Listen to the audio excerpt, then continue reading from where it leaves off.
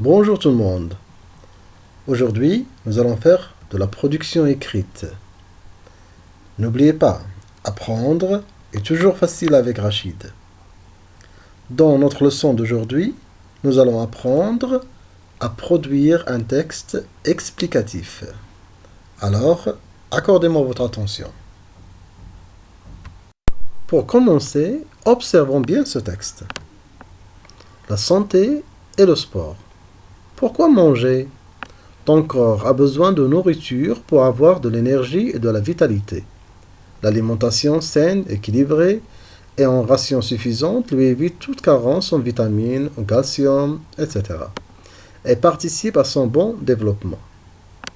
Pourquoi exercer du sport? Ton corps a également besoin de faire du sport pour rester en bonne santé et éviter tout risque de maladies telles que le diabète, l'obésité, les problèmes cardiovasculaires, c'est-à-dire le cœur, et même les maux de dos. Pratiquer du sport a aussi des effets positifs sur notre morale car il nous procure une sensation de plaisir et d'apaisement. L'activité physique, qu'elle soit individuelle comme la marche, la course, la natation, ou collective comme le basketball, le football, améliore la santé et apporte à ton corps de nombreux bienfaits. Endurance, vitalité, bonne oxygénation, solidité des os, force musculaire, bonne humeur, meilleur sommeil et performance scolaire. C'est pour toutes ces raisons qu'il faut pratiquer une activité sportive et éviter les longs moments passés devant l'ordinateur ou la télé. En conclusion, faire du sport te permet d'apprendre, de te sentir bien dans ton corps, de ressentir du plaisir et de muscler ta réflexion. C'est déjà pas mal, non? Donc le texte est écrit par Sophie Razo pour une meilleure santé. Donc en lisant ce texte, on constate rapidement qu'il s'agit ici d'un texte explicatif. C'est quoi un texte explicatif alors? Le texte explicatif sert à présenter les causes et les conséquences d'un phénomène, d'un événement ou d'une affirmation dans le but d'en faciliter la compréhension. L'explication est très objective et s'appuie sur des faits et sur des recherches scientifiques. Ce type de texte répond à des questions comme pourquoi et comment. Bien entendu, la séquence explicative y est dominante. On retrouve des textes explicatifs dans des articles d'encyclopédies, de magazines, de manuels scolaires, etc. On appelle ce genre de texte articles de vulgarisation scientifique. Passons maintenant au plan du texte explicatif. Le texte explicatif est divisé en 3 phases.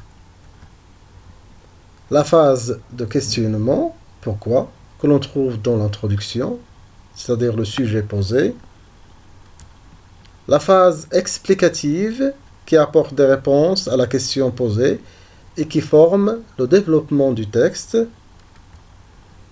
Et la phase conclusive, ou la conclusion du texte. Donc, il est important d'adapter le texte selon le public ciblé, le destinataire.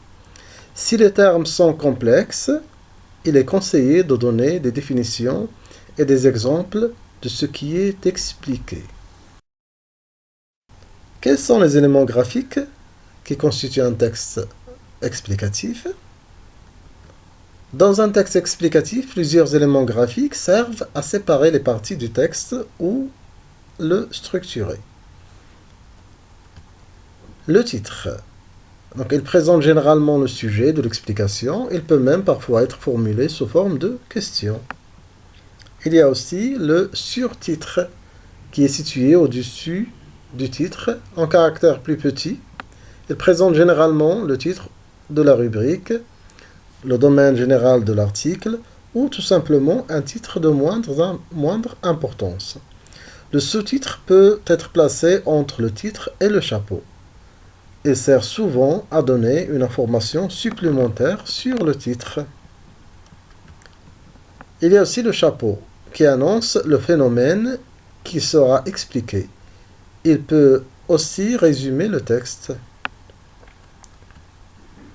Les intertitres font ressentir les éléments de l'explication. Les illustrations, les photos et les graphiques qui permettent de mieux comprendre les propos. Et les éléments typographiques qui attirent l'attention sur des éléments importants du texte.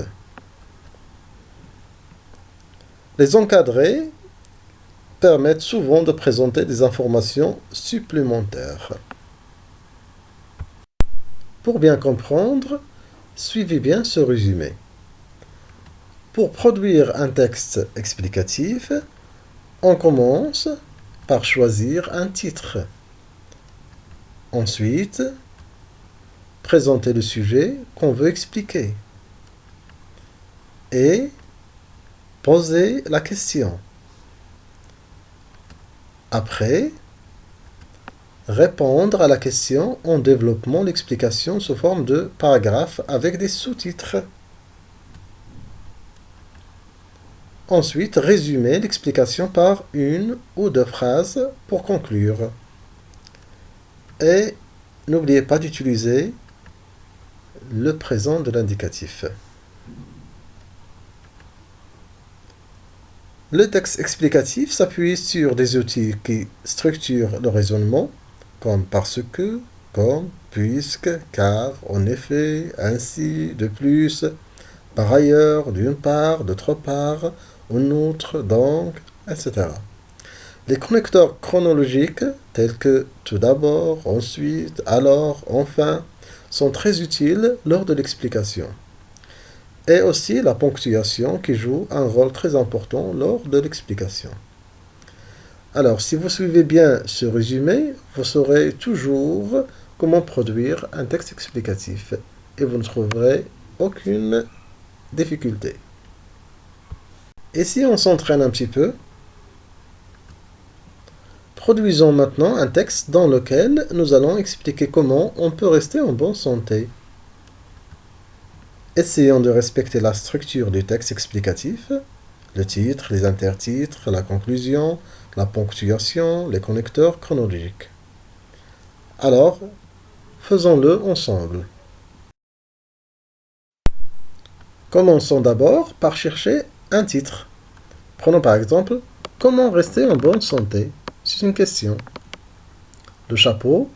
Notre santé est précieuse, mais pour la conserver, il y a 3 facteurs essentiels à respecter. Le premier sous-titre, l'alimentation.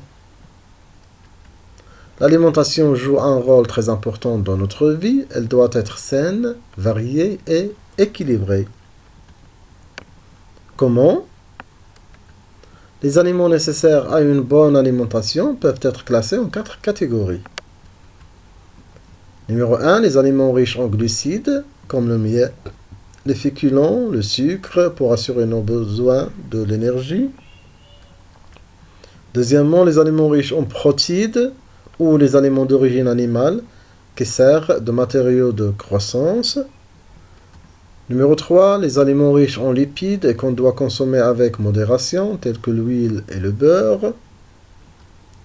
Numéro 4, et les aliments riches en vitamines, notamment les fruits et les légumes, qui renforcent notre système immunitaire.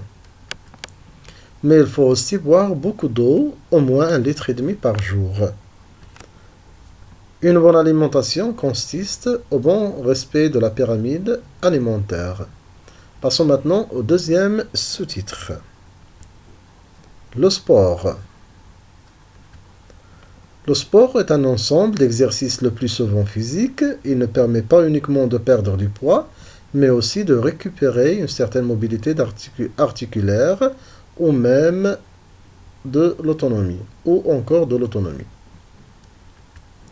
Le sport permet par ailleurs de réduire les risques de maladies cardiovasculaires ou encore d'éviter l'obésité et le diabète, ce qui nous permet d'avoir une bonne santé.